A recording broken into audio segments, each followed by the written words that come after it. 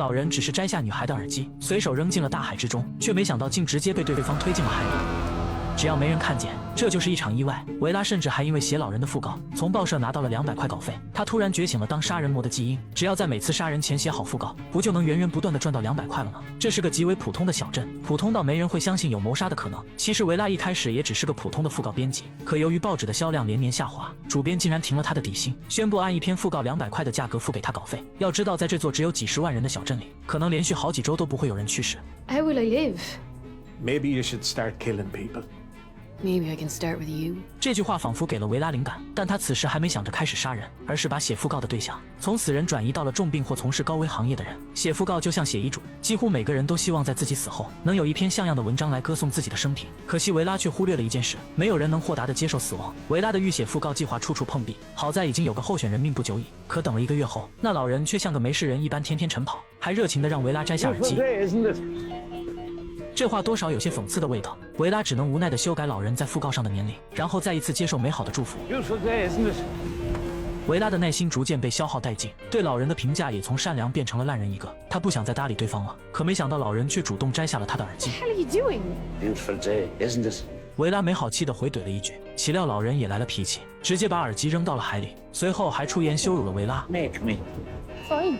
像这种要求别说维拉了，我这辈子也没见过。维拉只好成全了他。这是维拉第一次杀人，可不知为何，他的心中竟莫名的兴奋。事后在与老人妻子的交流中，维拉意外得知，原来老人的病早就好了，他只是想通过装病来获取他人的关注。听到这话的维拉差点哭出了声，他以为自己杀死了一个将死之人，实际却只是一个该死的。维拉的内心感受到了从未有过的快乐，他也因此找到了写讣告的灵感来源。既然每个人的死因都并不明确，那就由他来提前定制吧。只是维拉并不会随意挑选对象，他只会对该死之人动手，比如眼前这个年纪可以当他父亲的老头，不仅想着老牛吃嫩草，更关键的是他的工地由于偷工减料，间接害死了3个男孩，这绝对也是个该死之人。恰好他带走的嫩草维拉认识，正是他从小一起长大的好闺蜜。这个傻姑娘详细讲述了昨晚发生的一切。原来老头患有间歇性的癫痫，昨晚差一点就死在了他面前。听到这的维拉顿时有了计划，他先是上网搜索了要如何引发癫痫，随后去公司的资料室拿了一堆无人认领的旧手机，制作了一个简易的频闪灯，最后趁着大半夜潜入了老头的家。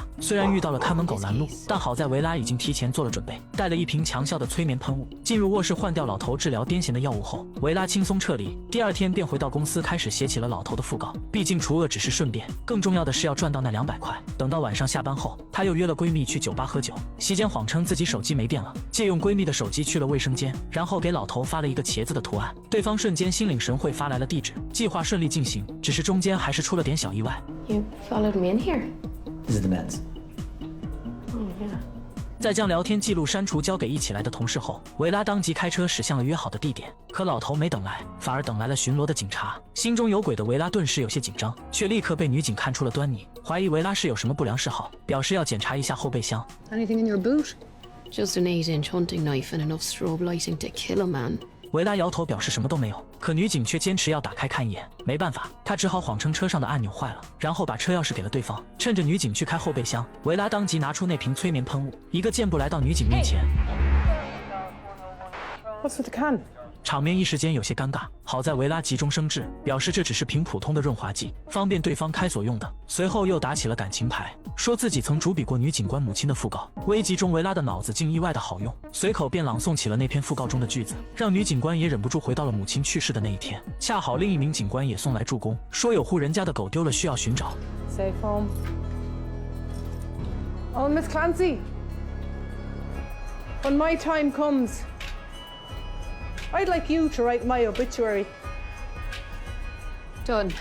只是这一耽搁也让维拉错过了赴约的时机，他感觉自己并不是当杀人魔的料，一度想到了放弃。可就在第2天，维拉竟意外收到了主编递过来的稿费，那老头还是因为癫痫去世了。可只有维拉自己明白，是那天晚上换的药起作用了。原来有时候杀人根本不需要亲自动手，更关键的是，老头是个有钱人，报社给的讣告稿费翻了个倍。维拉提前写好的稿子第一次受到了肯定，他的信心倍增，决定在小镇里继续开展自己的业务，哪怕只是不小心撞到的一个路人，维拉也会在脑海中瞬间写好对方的讣告。告，千万别以为他只是想想罢了。转眼间，维拉便准备好了匕首和绳子。只可惜这男人今天有点走运，一个突如其来的电话救了他一命。维拉有些生气，作为一个专为居民撰写讣告的编辑，镇上每死一个人他才能赚200稿费，一周至少杀一个才能维持基本的生活。就在维拉考虑要不要给对方换个死法时，同事穆迪拿来了一封读者来信。维拉没想到自己竟还有忠实粉丝，可一打开他就发现自己想错了，这显然是个黑粉。信中说他的讣告就是一坨答辩，维拉当即便怒了，准备先收割这个黑粉的200块。虽然信中没有署名，但维拉可以肯定对方就是本地的居民，既然会读讣告，肯定就会去参加葬礼。只要比对葬礼上来宾的自己，总能发现那个羞辱自己文笔的人。维拉循着地址找上了门，他没有轻举妄动。对于一场谋杀来说，情报至关重要。在跟着老太来到一家餐厅后，维拉成功从服务员那打探到了消息，对方每次来餐厅都会点一碗汤，一边打嗝一边喝，一般都要喝1个小时左右。最关键的是， Not once has the bitch ever tipped me. 维拉自然明白这不是重点，重点是在老太太喝汤的这1个小时内，他可以去对方屋内尽情的搜查，应该没有杀人魔是不会开锁的吧。维拉很快便发现了那熟悉的粉色信纸，就在他笃定老太就是那个写信的黑粉之际，身后突然传来了一阵开门声，维拉顿时紧张起来。好在对方只是个住在楼上的租客，而且还看起来不太聪明的样子。维拉默默记住了对方的姓名，开始准备书写老太太的讣告。既然对方写信来羞辱他，那没什么事比用信来反杀对方更有艺术性的了。通过父亲的口中得知，原来老太太佩仪之所以一直打嗝，是因为患有心脏病，而那个租住在楼上的男孩名叫比尔，由于患有唐氏，平时没少被佩仪使唤。维拉准备模仿佩仪的笔记给男孩寄一封信，说为了治疗自己的打嗝，希望男孩能戴上面具，然后挑一个晚上，在自己没有防备的情况下，突然出现吓自己一跳。只要计划顺利，佩仪便会因为惊吓过度而亡，警方也不会怀疑那封信的真假。为了让男孩乖乖照做，维拉直接下了血本，用佩仪的口吻给了男孩150块的报酬。要知道他写一份讣告也就赚200块，这一次杀人属实是有些亏。可没想到的是，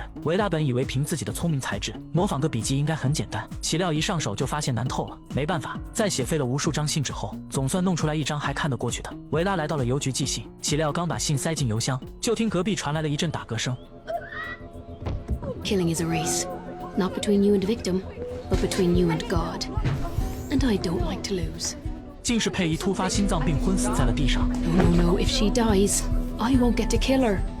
可惜还是晚了一步，佩仪没能坚持到救护车的到来。维拉将写好的讣告发给了主编，岂料却等来了一个噩耗。原来佩仪生前已经立下了遗嘱，表示不想让自己讨厌的维拉来写讣告，等于他不仅赚不到这200块，还血亏了150。为了及时止损，维拉得想办法拿回自己寄出去的信。岂料邮局大妈正用胶水在搞什么小动作，敷衍说信已经寄出就拿不回来了。维拉只好另想办法，可一转头就看到一张熟悉的面孔。 Him, if I have my way.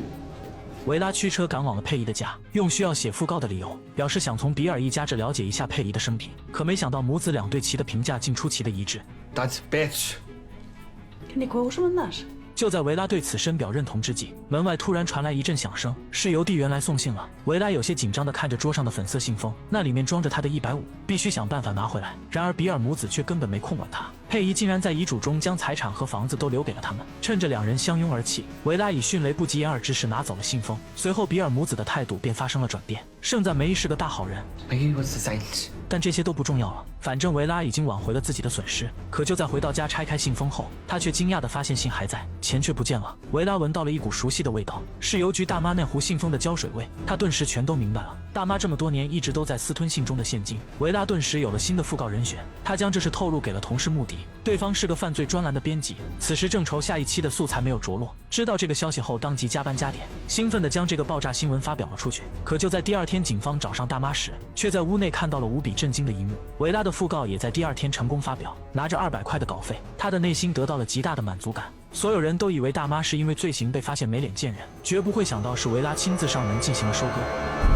只是穆迪似乎有些自责，认为正是他的那篇专栏害死了对方。维拉想上去安慰，可没想到穆迪并不是因为大妈的死而伤心，而是因为文章导致了死亡，竟让他产生了莫名的快感。维拉顿时感觉自己遇到了知己，一个同样能享受死亡的人可不多见啊。可他终究还是自作多情了。刚下班，穆迪便和闺蜜抱在了一起，男人果然还是靠不住。维拉来到了第一次杀人的海边，想细细回味那与众不同的快感，可没想到身后突然出现一个人影，对方竟表示自己每天都会来这里，而维拉将老人推下海的那天，他刚好也在。来，看着对方离去的身影，维拉已经默默为他写好了一份死亡讣告。可没想到的是，莱利还有3个月才满18岁，所以他现在还是个孩子。维拉虽然喜欢杀人，却没办法对一个孩子下手。莱利明白自己拿捏住了维拉的软肋，顿时变得更加肆无忌惮起来。两人约在了一处超市内详谈，莱利有些紧张地说出了自己的要求。 For my silence, I want you to kill someone.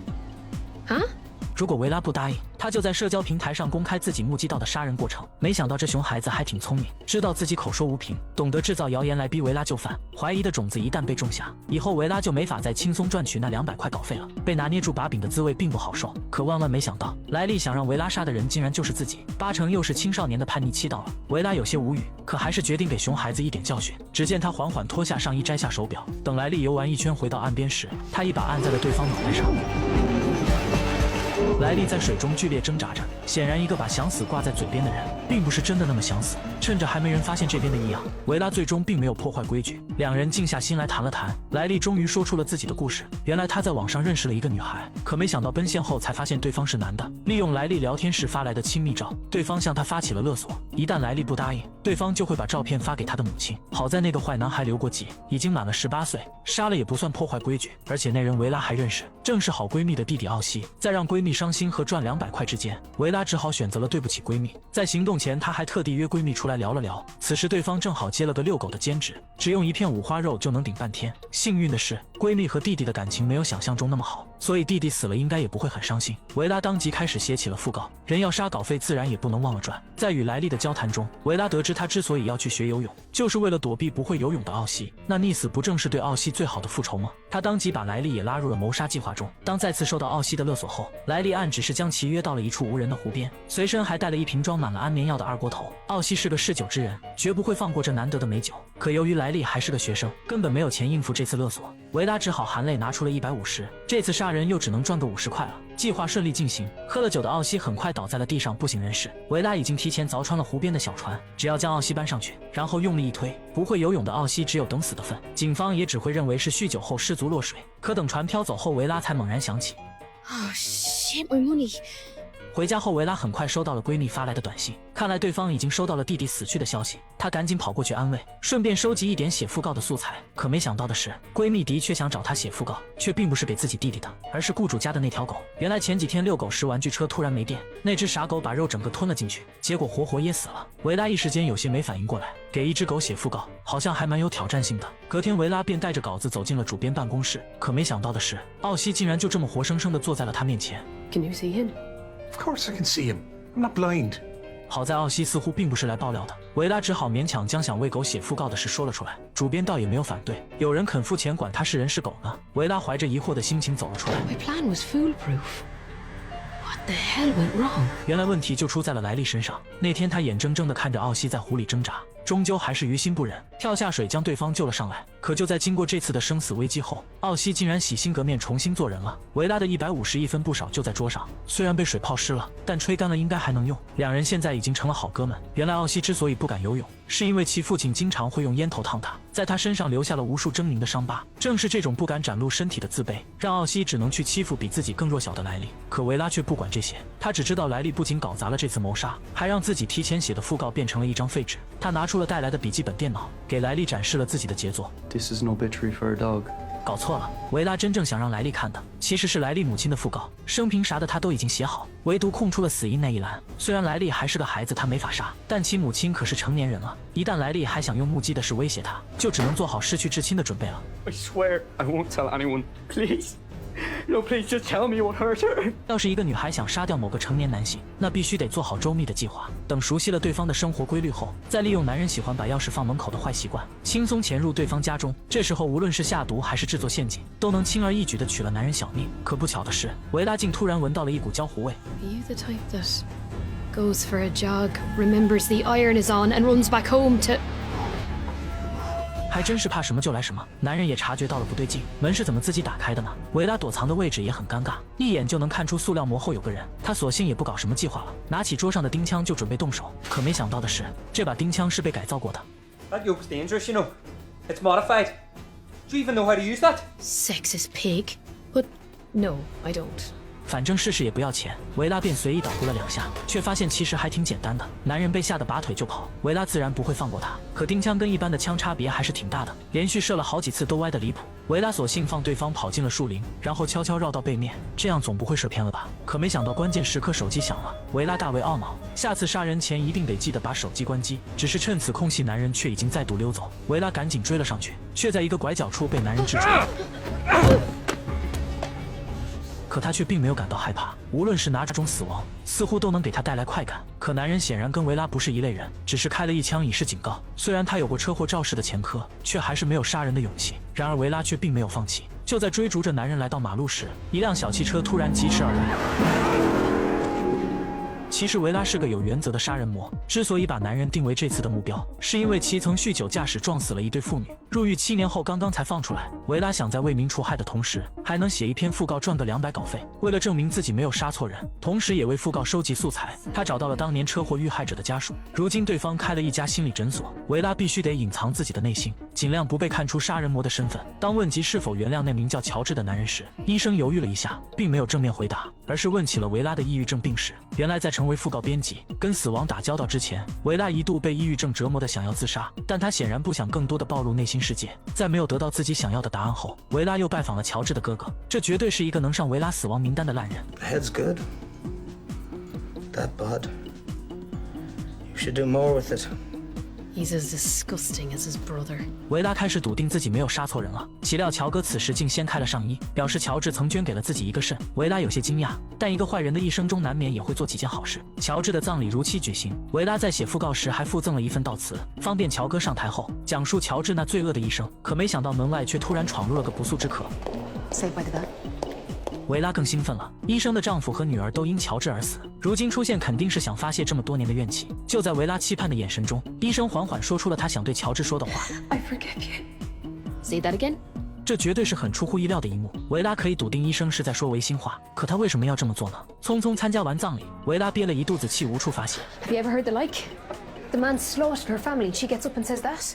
闺蜜却觉得这很正常，可看维拉这么生气，她只好说出了心中的一个秘密。原来当年根本不是乔治开的车，而是乔哥开的。闺蜜也是通过交际花的身份得知的，乔哥当时刚做完肾脏手术，绝不可能平安在牢里扛满7年。于是乔治主动揽下了罪责。维拉感觉天逗他了，他不仅杀了一个冒充坏人的烂好人，还将对方的讣告写得异常冰冷，这绝对会成为他职业生涯的污点。可这么重要的事，闺蜜为什么不早说呢？虽然也不好怪她，毕竟不是什么秘密都能分享的。维拉不也隐瞒了自己杀人魔的身份吗？然而闺蜜似乎还有什么难言之隐，说自己还有一件事对不起维拉。维拉以为对方说的是将穆迪抢走的事，那无所谓，一个臭男人怎么能跟好闺蜜比呢？她再次找到了心理医生，犹豫着要不要把真相告诉对方。岂料医生却先给她发起了名片，让维拉给他的诊所做宣传。原来医生之所以会去葬礼上展示大度，都是为了给诊所招揽生意。维拉有些怅然若失，她庆幸乔治并没有得到原谅，同时又感觉哪怪怪的。随后维拉配合医生做了一次心理治疗，想起了童年最美好的一次回忆，和父亲用猎枪打瓶子。在一次打空后，他意外射死了一头鹿，那是维拉第一次体会到收割生命带来的快感。可当时他年纪还小，不懂事，一度被这种杀戮欲折磨的患上了抑郁症。在医生的引导下，他回到了多年前崩溃自杀的那个夜晚。维拉焦急地想要拍醒当时的自己，岂料边上竟突然出现了一个人影。 God, Mal saved me. 可不知为何，闺蜜并没有施以援手，而是转身跑回了家。她想留下来看看后续是谁救了自己，可催眠已被医生打断。维拉终于明白闺蜜说的对不起自己是指什么了。 And how does that make you feel? Like killing that bitch. That's how. 只是在维拉准备撰写新的讣告前，新的危机已悄然逼近。镇上的警局里来了个难缠的女人，正是当初被维拉用癫痫杀死的妇人之妻。虽然她对丈夫的死没什么意见，却在意那晚是哪个狐狸精约的丈夫。没办法，婚外情不归警察管，可女人用的却是查谋杀案的名义。女警官很快找到了被维拉删除的聊天记录，玛丽被传唤到了警局问话。虽然也不是第一次来这里，可她难免还是有点紧张，本想去上个厕所，岂料女警官却有独特的审问技巧。 During training, they told us to interview people when they needed the loo. Full bladder has a way of making folks talk. 你别说，这方法还挺管用。玛丽一五一十说出了自己那天的行程，可就在看到那张茄子的表情后，她很快意识到是有人偷偷用自己手机发了信息，而有这个机会并且知道她手机密码的，便只有维拉了。她主动邀请了维拉来家中聚餐，丝毫没意识到这是在引狼入室。在一番言语试探后，闺蜜直接给维拉展示了那张茄子，并直言那晚只有维拉碰过自己的手机。维拉的脸色顿时阴沉了下来，本想去上个厕所缓解一下紧张的气氛，岂料玛丽已经学到了女警官的审问技巧。She said you should always interview people when they're busting for the jacks. Full bladder makes people talk. She fucking knows. 好在只是开个玩笑，可维拉却不这么想。其实她一度放弃了给对方写讣告的想法，因为小时候在学校被欺负后，只有闺蜜一直坚定地站在自己身边。她不想杀掉这唯一的朋友，可一旦维拉杀人魔的身份暴露，她不认为闺蜜会保守住这个秘密。维拉的杀戮欲再次被激发，她知道闺蜜对坚果过敏，只要吃一口就能让对方休克而亡，并且闺蜜还有个坏习惯，喜欢趁维拉不注意的时候偷吃或偷拿她的东西。维拉喜欢的穆迪就是这么被对方偷走的，而现在维拉只要给自己点一份含有坚果的晚餐，然后趁要上厕所的时候离开，就能骗对方主动吃下那份坚果。可真的开始执行后，维拉还是有点舍不得。No, I can't kill Mal. 可惜还是晚了一步，玛丽已经开始出现了过敏反应。不过好在她的包里有肾上腺素，足以撑到救护车的到来。可就在翻找玛丽的手提包时，维拉竟意外翻找到了一本护照，这牵扯出了小镇历史上的另一场凶杀案。难不成闺蜜跟那个凶手有所关联吗？只是此时也顾不上那么多了。维拉拿起注射笔便打在了玛丽腿上，可没想到竟然一点反应都没有。2008, Mal fucking hell. 维拉只好先打电话叫了救护车，可对方最快也要6分钟才能赶到。在这之前，维拉必须想办法让玛丽能正常呼吸。好在电话很快转接到了急救医生那，按照对方的指示，维拉需要用刀在玛丽的气管上开一个口子。好在人杀多了就是不一样，他的手很稳，没有切到多余的部分。此时穆迪也赶了过来，维拉直接从他口袋里拿出了一支笔，终于帮助玛丽恢复了正常呼吸。就在几天后，玛丽经过抢救终于苏醒了过来，想着自己不仅抢了维拉喜欢的男人，还在对方自杀时见死不救，他就觉得没脸见人。好在维拉豁达地表示了原谅，还为茄子短信的事找到了借口，说那晚玛丽喝断片了，8成是他耍酒疯时发的短信。随后两人又聊到了穆迪，对方在救护车开到半路时，突然发现路边的一只大鹅被车撞了，正愁明天新闻没素材的他当即便下了车。玛丽也没想到自己居然还没一只鹅重要，当即表示了要跟对方分手。紧接着玛丽便解释起了自己当年为何会见死不救，还有那本护照又是如何落到他手中的。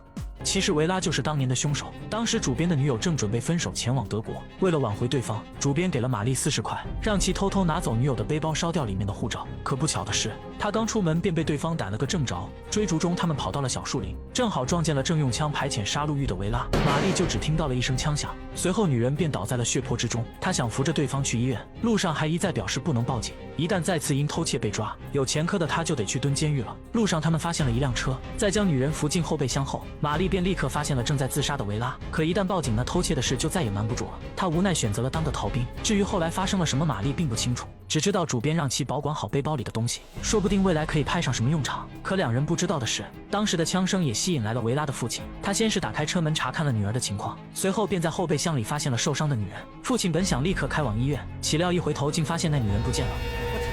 在追逐的过程中，他逐渐意识到，一旦让对方活下来，便坐实了女儿维拉开枪伤人的事，这无疑会加重维拉的抑郁症。于是他做出了一个父亲该有的决定。